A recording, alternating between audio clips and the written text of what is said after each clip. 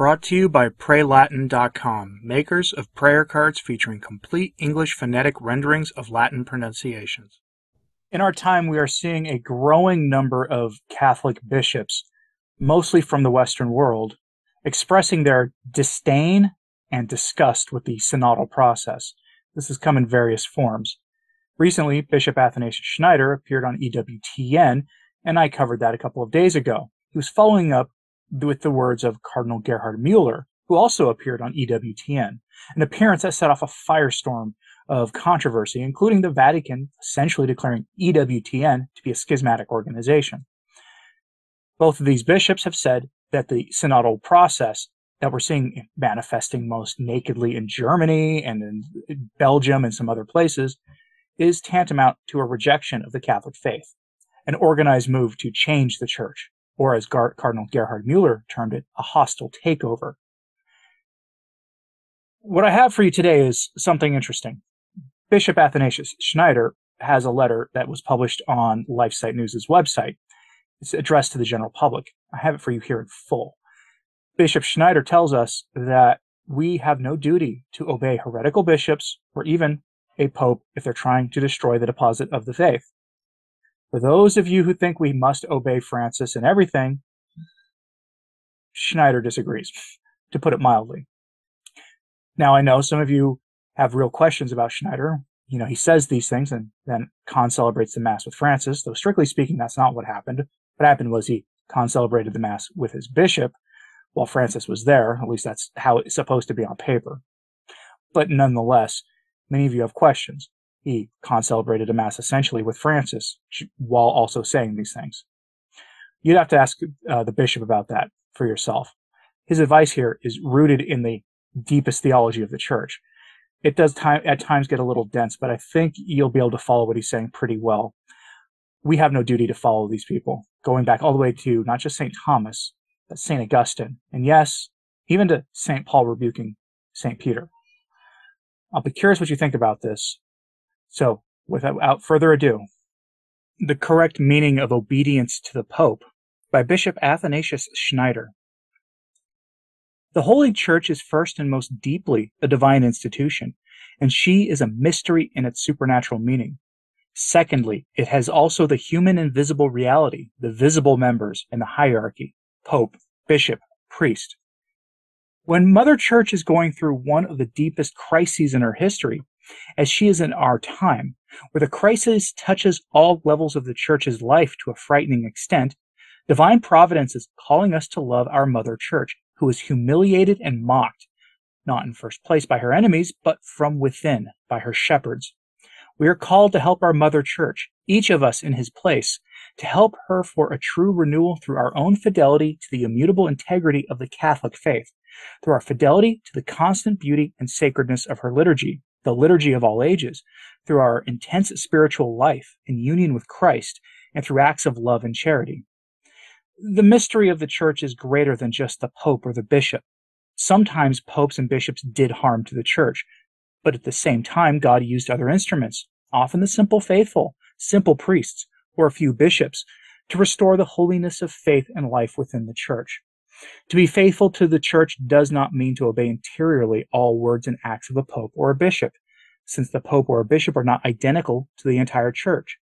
And if a pope or a bishop supports a way which damages the integrity of the faith and the liturgy, then one is in no way obliged to follow him interiorly, because we have to follow the faith and the norms of the Church of all ages, of all the apostles and the saints.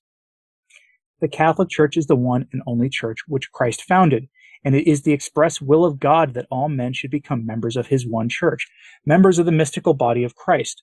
The Church is not the private property of a pope. Rather, he is only the vicar, the servant of Christ. Therefore, one cannot make becoming a full Catholic dependent on the behavior of a particular pope. One has surely to obey the pope when he proposes infallibly the truth of Christ, when he speaks ex cathedra, which is very rare. We have to obey the Pope when he orders us to obey the laws and commandments of God, and when he makes administrative and jurisdictional decisions, appointments, indulgences, etc. If, however, a pope creates confusion and ambiguity regarding the integrity of the Catholic faith and the sacred liturgy, then one must not obey him, and one must obey the Church of all ages, and the popes, who over 2 millennia were teaching constantly and clearly all the Catholic truths in the same sense. And these Catholic truths we find expressed in the Catechism. One has to obey the Catechism and the liturgy of all ages, which the saints and our forefathers followed. Along with other reflections, there is presented in the following lines a short summary of Professor Roberto de Mattei's masterly talk, Obedience and Resistance in the History of the Church, given at Rome Life Forum, 18th of May, 2018. It is a false obedience when a person divinizes men who represent authority in the church, pope or bishop, when this person accepts orders and consents to affirmations of his superiors, which evidently harm and weaken the clarity and integrity of the Catholic faith. Obedience has a foundation, a purpose, conditions, and limits. Only God has no limits. He is immense, infinite, eternal. Every creature is limited, and that limit defines his essence. Therefore, neither unlimited authority nor unlimited obedience exists on earth. Authority is defined by its limits, and obedience is also defined by its limits. Awareness of these limits leads to perfection in the exercise of authority and perfection in the exercise of obedience. The insuperable limit of authority is respect for the divine law of the integrity and the clarity of the Catholic faith. And respect for this divine law of the integrity and clarity of the Catholic faith is also the insuperable limit of obedience. St. Thomas poses the question, are subjects bound to obey their superiors in all things? His answer is negative. As he explains, the reasons why a subject cannot be bound to obey its superior in all things are twofold. Firstly, because of a command from a higher authority, given that the hierarchy of the authorities must be respected. Secondly, if a superior commands a subject to do unlawful things, for example, when children are not bound to obey their parents in the matter of contracting a marriage, preserving virginity, or similar matters. St. Thomas concludes, quote, "Man is subject to God absolutely and in all things, internal and external. He is therefore bound to obey God in all things. However, subjects are not bound to obey their superiors in all things, but in certain things only. Hence, one can distinguish 3 types of obedience. The first being sufficient for salvation, obeys in obligatory matters. The second, being perfect, obeys in all lawful things. The third, being disordered, obeys in unlawful matters also. Obedience is not blind or unconditional, but has limits. Where there is sin, mortal or otherwise, we have not merely a right, but a duty to disobey. This also applies in circumstances where one is commanded to do something harmful to the integrity of the Catholic faith or the sacredness of the liturgy. History has demonstrated that a bishop, an episcopal conference, a council, and even a pope pronounced errors in their non-infallible magisterium. What in such circumstances should the faithful do? In his various works, St. Thomas Aquinas teaches that where the faith is at risk, it is lawful, even proper, to resist a papal decision publicly, as did St. Paul to St. Peter, the first pope. Indeed, quote, St. Paul, who was subject to St. Peter, publicly rebuked him because of an imminent risk of scandal in a matter of faith. And St. Augustine commented, quote, even St. Peter set an example so that those who governed, but on occasion strayed from the right path, should not refuse as improper a correction, even if originating from their subjects. St. Paul's resistance was manifested as public correction of St. Peter, the first pope. St. Thomas devotes an entire question to fraternal correction in the Summa. Fraternal correction can also be directed by subjects to their superiors and by the laity against prelates. Since, however, a virtuous act needs to be moderated by due circumstances, it follows that when a subject corrects his superior, he ought to do so in a becoming manner, not with impudence and harshness, but with gentleness and respect. If there is a danger to the faith, subjects are bound to rebuke their prelates, including the Pope, even publicly. Therefore, due to the risk of scandal in the faith, Paul, who was in fact subject to Peter, rebuked him publicly. The person and the office of the Pope has its meaning in being only the vicar of Christ, an instrument and not an end, and as such, this meaning must be used if we do not want to turn the relationship between the means and the end upside down. It is important to understand that at a time where, especially among the most devoted Catholics, there is a lot of confusion in this regard. And also, obedience to the Pope or to the bishop is an instrument, not an end. The Roman pontiff has full and immediate authority over all the faithful, and there is no authority on earth superior to him, but he cannot either be erroneous or by ambiguous statements change and weaken the integrity of the Catholic faith. The divine constitution of the Church, or the constant tradition, the sacredness, and the sacrificial character of the liturgy of the Holy Mass.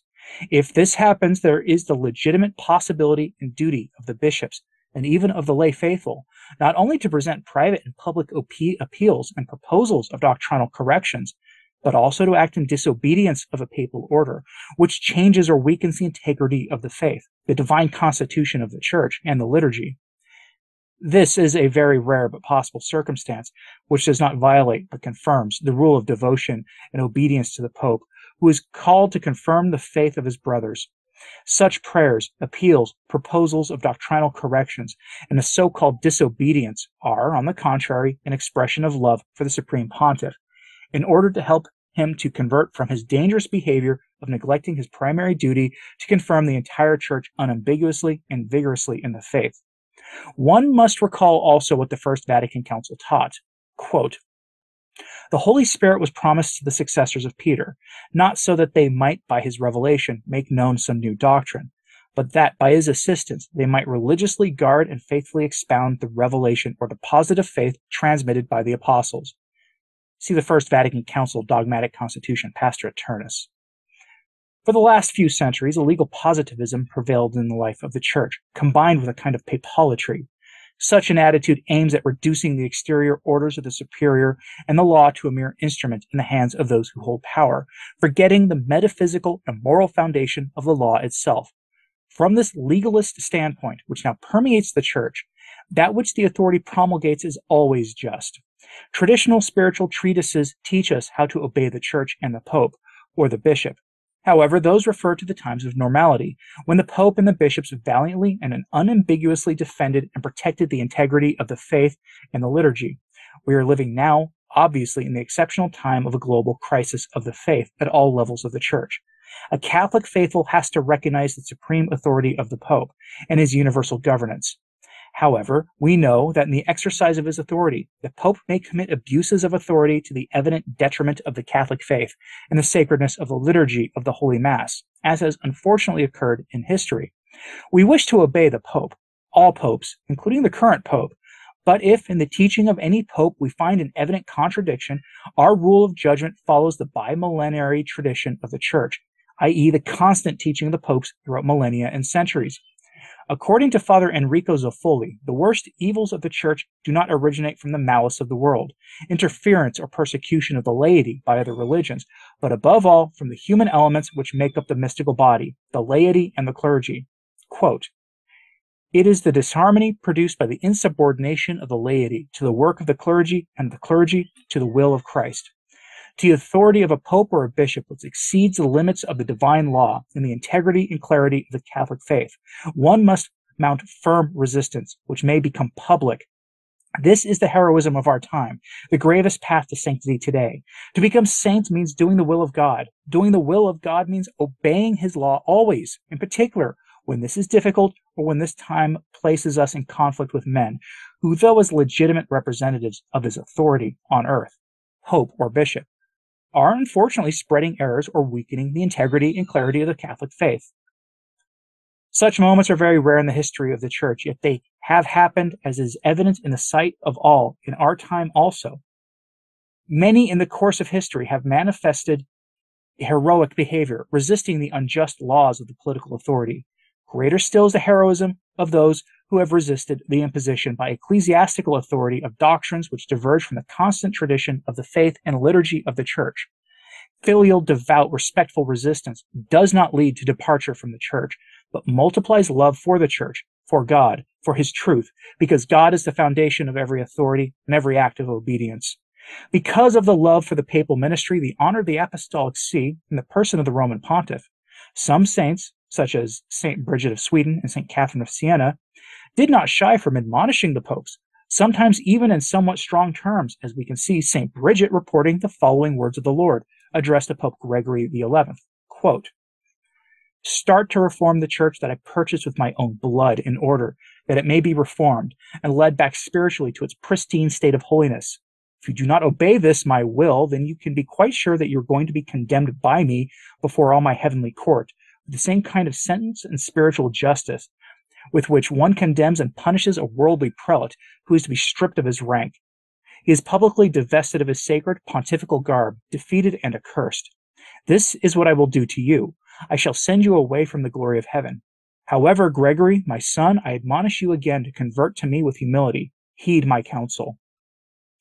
Saint Catherine of Siena, a doctor of the Church, addressed the following blunt admonition to Pope Gregory XI, demanding that he vigorously reform the Church, or if he should fail to do it, renounce the papacy.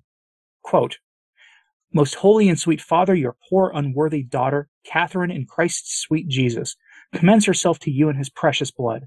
Divine truth demands that you execute justice on the abundance of many iniquities committed by those who are fed and pastured in the garden of Holy Church.